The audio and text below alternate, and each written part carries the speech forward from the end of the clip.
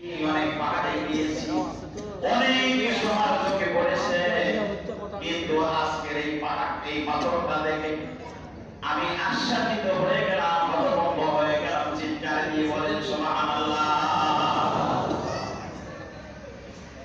আমার ইমানদার ভাইরা, হযরত ঈসা আলাইহিস সালাম ওই সাদা থপথপে পাথরের দিকে তাকায় আছেন, অবাক লেগে তাকায় আছেন, আর চোখ বয়ে সেদিক করছে না। আল্লাহ রাব্বুল আলামিন তো প্রথম আসমানে আগমন করেছেন।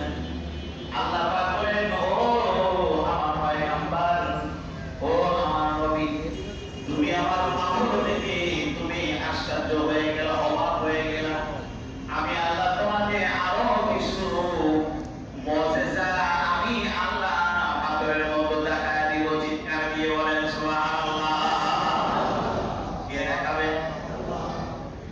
ইমানদার ভাইরা, আল্লাহ রাব্বুল আলামিন হযরত জিবরাইল আলাইহিস সালামকে ডাকলেন, ও জিবরাইল, তুমি যাও আমার পয়গম্বরের কাছে যাও, ঈসা নবীর কাছে যাও।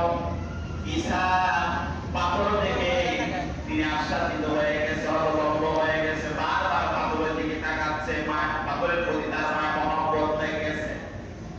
এ আমার ফেরেশতা জিবরাইল, তুমি সঙ্গে সঙ্গে চলে যাও, ঈসা নবীকে আরো কিছু আমার মুজিজা দেখাও। আল্লাহ পাকের ফেরেশতা হযরত জিবরাইল আলাইহিস সালাম সঙ্গে সঙ্গে চলে আসলেন।